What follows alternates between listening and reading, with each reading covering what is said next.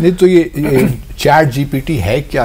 What GPT stands for what? I think इसको तो जरा, क्योंकि डॉक्टर साहब एआई एक्सपर्ट हैं, वो ज्यादा बिल्ड कर सकते हैं, लेकिन आपके मैं जो जवाब दे रहा था वो इसेंशियली ये है कि आप जो थ्रेट्स हैं वो ये हैं, रियल वर्ल्ड थ्रेट्स ये हैं कि आपकी जब इकोनॉमिकल जो आपकी नौकरी है ना, ऑब्वियसली आप जॉब करते हैं, पैसे कमाते हैं, that's how the economical circle of a man, और मतलब चीजें ज्यादा एआई इंटेंसिव हो जाएंगी, लेबर एग्जैक्टली, वो वाला जो एलिमेंट है वो थ्रेट है, ना कि ये कि वो टेक ओवर करने and so on so fourth. मुझे लगता है कि ये वाला जो एलिमेंट है इसको अभी हमें बहुत देखने की जरूरत है। ऑब्वियसली फिर इसमें बहुत सारी इंप्लीकेशंस और आती हैं जिसमें ह्यूमन राइट्स भी शामिल हैं and so on so fourth, इसके आगे बात करते हैं, बट इसेंशियली ये वाला एलिमेंट इंपॉर्टेंट है मुझे लगता है। तो ये जो ये एक कहा जाता है फ्रंटियर एआई मॉडल, ये इन चीज़ों से क्या मुराद है? मैं एक और टर्म भी देख रहा था, जनरेटिव एआई, इन चीज़ों से ज़रा थोड़ा सा हमें ये टर्मिनोलॉजी समझाइए पहले। जिस तरह आप चैट जीपीटी की अभी बात कर रहे थे, ये जनरेटिव एआई की एक बड़ी क्लासिक एग्जांपल है। व्हेन यू से generative, what is really meant by that? It means के जिस तरह अभी मैंने आपको पहले एक्सप्लेन किया कि एआई कई दफ़ा आपके इमेजेस, आपकी साउंड्स, आपकी रिकॉर्डिंग्स, उसमें से चीज़ें एक्सट्रैक्ट करके अंडरस्टैंड करने के काबिल पहले हो रही थी, और ये एआई का बहुत लंबा दौर, और अभी भी जो एआई की मेन एप्लीकेशन दुनिया में है वो यही है। लेकिन जो दूसरी एप्लीकेशन अभी रिसेंटली आपके सामने मेन स्ट्रीम में अब आई है, एक्चुअली एग्जिस्ट तो पहले भी कर रही थी, दैट इज़ कि एआई अब चीज़ें बनाना शुरू भी हो गई है। For example it can create something. For instance आपने एआई को कहा कि आप एक चीज़ पर मजमून लिख के दें या एक आर्टिकल लिख के दें या अपनी इंसाइट्स बताएं, तो एआई जिस तरह एक इंसान डॉक्यूमेंट लिखता है उसी तरह से एक डॉक्यूमेंट प्रोड्यूस करके आपको दे सकती है। ये भी कॉन्सेप्ट नया नहीं है।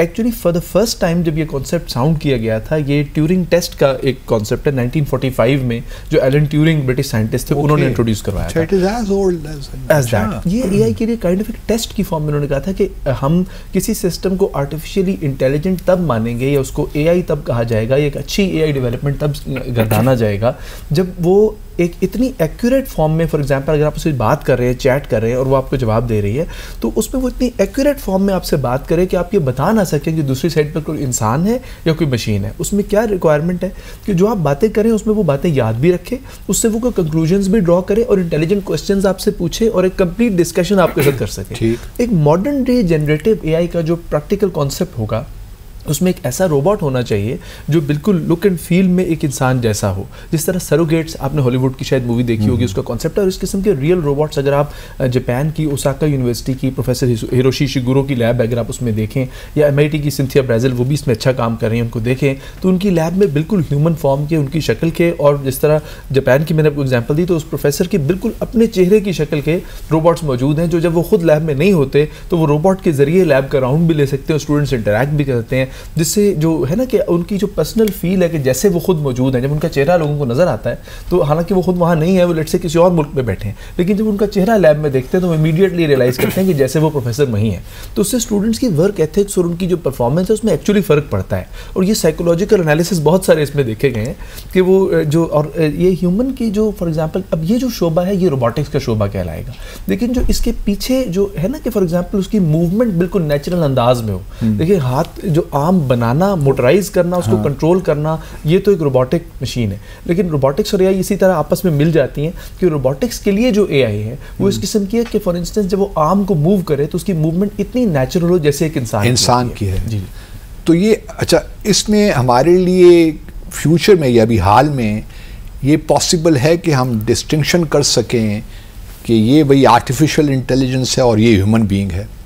अभी जो जनरेटिव एआई में लोग जिस तरह घबराते हैं कई दफ़ा के स्टूडेंट्स फॉर इंस्टेंस जो चीज़ जो प्रोड्यूस किया, मतलब एक लेटर प्रोड्यूस किया है या एक मजमून कोई प्रोड्यूस किया एआई ने, हम उसमें कुछ उसको डिस्टिंग्विश करने के लिए भी एआई की जरूरत है। अच्छा, तो जिस तरह अभी जब चैट जीपीटी से अगर कोई कंटेंट कोई प्रोड्यूस करता है and you want to check कि क्या ये चैट जीपीटी से प्रोड्यूस हुआ है कि नहीं, तो एआई बेस्ड एल्गोरिथम्स हैं जो चैट जीपीटी में ही मौजूद है और आप उसी में वही कंटेंट दोबारा पेस्ट करते हैं। किस तरह कर सकता है ये मुझे जरा समझाइए कि एआई किस तरह ये डिस्टिंग्विश कर सकता है कि ये ह्यूमनली प्रोड्यूस्ड है, किसी ह्यूमन ने प्रोड्यूस किया या एआई ने प्रोड्यूस किया? एक जो चैट जीपीटी है उसका तो ये है कि जो खुद उसने प्रोड्यूस किया हुआ है वो उसको रिमेंबर करता है। ठीक है। और फिर उसमें एआई की एप्लीकेशन ये होती है कि आप देखिए ना, पूरी दुनिया चैट जीपीटी इस्तेमाल कर रही है, तो इतनी ज़्यादा मजमून वो लिख रहा है। जब आप उसमें एक मजमून पेस्ट करें, फॉर एग्जाम्पल कि ये, या एक पिक्चर पेस्ट करें, क्योंकि चैट जीपीटी 4 पिक्चर्स भी बना लेता है, तो आप उसमें पेस्ट करें कि ये क्या आपने प्रोड्यूस किया कि नहीं, तो वो बड़ा क्विकली सर्च अप्लाई करता है, जिससे वो जितनी चीज़ें उसने आज तक दुनिया में लोगों के लिए बनाई उनमें से सर्च करके आपको बता देता है कि हाँ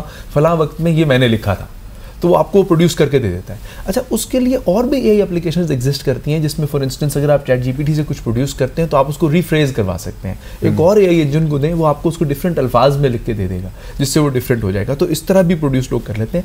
तो कई जगहों पर फॉर इंस्टेंस एक पेंटिंग का बड़ा मशहूर इंसिडेंट हुआ था, जिसमें एक शख्स ने एक डिजिटल पेंटिंग जनरेट की और उन्होंने कॉम्पिटिशन में रखी, और वहाँ पर लोगों ने उसको पहले तो फर्स्ट प्राइज़ दे दिया, बाद में उन्होंने रियलाइज़ किया कि ये एआई प्रोड्यूस्ड है, तो उन्होंने उनका प्राइज़ विदड्रॉ किया। उसके बाद जो पेंटिंग के जजेस थे वो डर गए कि एआई लोग प्रोड्यूस करके ले आते हैं, तो एक और कंपटीशन में एक बड़ी अच्छी पेंटिंग को उन्होंने डिस्क्वालीफाई किया कि ये एआई जनरेटेड है, लेकिन वो इंसान की बनाई हुई थी।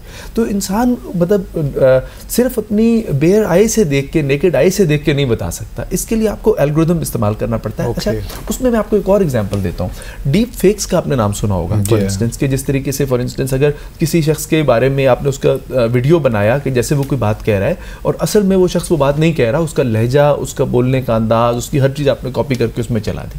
तब डीप फेक्स को कैच करने के लिए एआई सॉफ्टवेयर के भी पूरे थीसिस हुए हैं। हमारे सेंटर ने भी इस पर कुछ रिसर्च वगैरह की हुई है। और उसमें ये होता है कि जब एआई एल्गोरिथम उसको प्रोड्यूस करके निकालता है तो बहुत माइनर किस्म के ग्लिचेस होते हैं जो कि ह्यूमन मूवमेंट से थोड़े डिफरेंट होते हैं। तो हम उसके बिल्कुल माइक्रो जो इमोशंस है, फॉर इंस्टेंस अगर किसी का स्माइल कर रहा है या कोई लफ्ज़ बोल रहा है, तो क्या उसके होंठ की मूवमेंट एग्जैक्टली वैसी है जैसी अल्फाज के साथ? तो नहीं, तो जो माइक्रो ग्लिचेस होते हैं, जो आप समझें कि एक कंप्यूटर जनरेशन के दौरान इतने छोटे होते हैं कि इंसान की नज़र से डिटेक्ट नहीं होते, तो उनको कंप्यूटर पहचान लेता है। क्योंकि कंप्यूटर की जो एज है वो ये है कि वो डेटा को बड़ी डिटेल में उठाता है और उसको बड़ा कॉम्प्लेक्स एनालिसिस बड़ा जल्दी परफॉर्म कर लेता है, वो न्यूमेरिकली एक्यूरेट होता है। छोटी सी मिसाल है कि जिस तरह एज ए ह्यूमन अभी मेरे सामने ये कप मौजूद है, लेकिन अगर आप मुझसे पूछें कि मेरे से एग्जैक्टली कितने सेंटीमीटर दूर है, तो मैं आपको कैलकुलेट करके बेयर आई से नहीं बता सकता। लेकिन एक कंप्यूटर की सारी टेक्नोलॉजी है ही इसी के ऊपर कि वो स्टीरियोस्कोपिक विजन से आपको एग्जैक्टली इवन सेंटीमीटर्स के पॉइंट्स में भी, डेसिमल्स में भी बता देगा कि ये उससे कितने फासले पे है। तो computers are and engineering is by precision, उसका एज ये है। लेकिन जो ब्रॉड कॉन्सेप्ट है, फॉर एग्जांपल कि एआई अभी जो करेगी, फॉर इंस्टेंस अगर आप उसको ट्रेन करेंगे एक ह्यूमन का चेहरा पहचानने के लिए या एक गाड़ी की फॉर्म पहचानने के लिए, तो जो वो चीज़ें आप उसको सिखाएंगे वो वही चीज़ें उसमें से पहचानेगी। बहुत सारी और चीज़ें उसके इर्द गिर्द होनी होंगी जिसके लिए वो ट्रेन नहीं है, तो वो उसको पहचान नहीं सकेगी। ह्यूमन का एज ये है कि हमारी इंटेलिजेंस बहुत जनरल और ब्रॉड है और हम बहुत ज़्यादा चीज़ों को पहचानते हैं। चैट जीपीटी वो बॉर्डर लाइन एक नई फिनोमेना है जो कि एक ब्रॉड अंडरस्टैंडिंग, जिस तरह लार्ज लैंग्वेज मॉडल कहलाते हैं, तो जिस तरह लार्ज लैंग्वेज मॉडल बन सकते हैं उस तरह लार्ज इमेज मॉडल भी बन सकते हैं। उनसे और भी डाटा जनरेशन की चीज़ें की जा सकती हैं, जिनसे कल को एआई हमें फॉर एग्जांपल बहुत अच्छी बिल्डिंग्स क्रिएट करने में, इंजीनियरिंग के नए कॉन्सेप्ट्स निकालने में, म्यूज़िक क्रिएट करने में, फैशन क्रिएट करने में, इन सब चीज़ों में हेल्प कर सकती है। अच्छा असद, आप बताइए, क्योंकि आप डिजिटल राइट्स आपने कहा कि आप एक्सपर्ट हैं, थोड़ा सा ये मुझे एक्सप्लेन कीजिए, what is really meant by digital rights? So digital rights essentially is that broad term जिसको हम कहते हैं कि जो आपके हकूक़ हैं, इंसानी हकूक़ हैं, वो डिजिटल वर्ल्ड में कैसे दिखते हैं। ओके, मसलन अगर आप पे कोई हमला करता है रियल वर्ल्ड में, तो उस पर तो ऑब्वियसली आप एक FIR करवाएंगे and so on so forth, लेकिन यही काम अगर डिजिटल वर्ल्ड में होगा तो how will it look like? Now the problem is कि बहुत सारे हमारे digital rights quote and quote ऐसे हैं जो कि रिकग्नाइज नहीं किए जाते इन द डिजिटल वर्ल्ड, जिस तरह अभी हम बात कर रहे थे trolling and harassment and so on so forth. So ये मैं बहुत एक नैरो आपको डेफिनेशन दे रहा हूँ, but digital rights essentially is that term जो कि आप इम्प्लीकेट करते हैं कि डिजिटल टेक्नोलॉजी में ह्यूमन राइट्स क्या हो सकते हैं। मतलब ये इनफरादी तौर पे जो हमारे राइट्स हैं, इंसानी हकूक़, ये भी उसी का हिस्सा ही है। एग्जैक्टली, बिल्कुल। ओके।